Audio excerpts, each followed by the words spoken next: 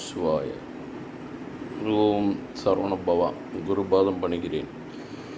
நம் சோதனைகள் அதிகமாக இருக்கு என்று துவண்டு போகிறாதே, அதிலே கவலை கொண்டு குறுகி உட்கார்ந்து விடாதே. அந்த சோதனையும் உன்னுடைய பாவ புண்ணிய கணக்குப்படியே வருகிறது என்பதை உணர்ந்து கொள்.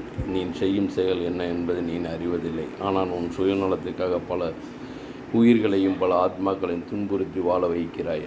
அந்த துன்பம் உனக்கு வந்து சேரும் என்பதை நீ ஒரு நாளும் எண்ணுவதில்லை. அந்த சேரும் நிலையை நீ அடைவதும் போது உன் படும் கஷ்டமும் துன்பமும் துயரமும் உனக்குள் வந்து வேதனையும் வலியும் கொடுக்கும்போது தான் அதை என்ன தோன்றுகிறது, அதை உணர தோன்றுகிறது, அது புரிய தோன்றுகிறது.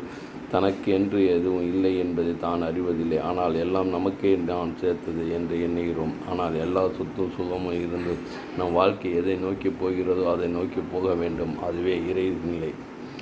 இறைவனை நீ வழிபட்டாலும், நீ எந்த கங்கையில் குளித்தாலும், எந்த காவிரியில் மூழ்கினாலும் உன்னுடைய பாவகர்மா என்றும் போகாது. உன் பாவகர்மா நீ செய்தது அனைத்தையும் அடைந்தே ஆக வேண்டும். அதை உணர்ந்தே ஆக வேண்டும். அதிலிருந்து நீ கழிப்பதற்கு தர்மங்களை செய்துவிடு.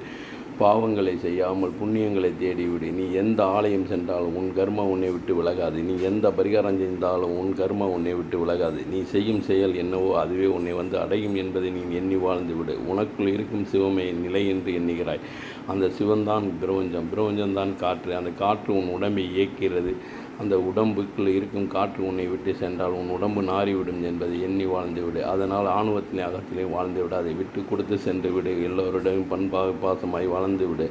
இதுவே இறைநிலை அடைவதற்கு இறைவன் உனக்கு உணர்த்தியது ஒன்றையாக வெளிப்படையாக சொல்லிவிடு. அதுவே மனிதர்களாக பிறந்த மனிதர் பிறப்பு அறிந்து கொள்ளட்டும். இதுவே என்னுடைய செயலல்ல, என்னோட சொல்லல்ல, என்னோட பார்வை இல்லை. அனைத்தும் சிவமுடன் கலந்து சிவனாய் இருந்து சித்தமே பாடும் சிவனாக உனக்கு உணர்த்தக்கூடிய ஒன்று. இதுவே இந்த உருவத்திலிருந்து உனக்கு சொல்லப்படும் அனைத்தும் தெய்வ வாக்கு என்று எண்ணிவிடு. அதுவே பிரபஞ்சம்தான் நிலை. அந்த பிரபஞ்சமே நீ வணங்கிவிடு. அதுவே உனக்கு உறுதுணையாக இருக்கும். சிவாய நம. திருச்சிற்றம்பலம்.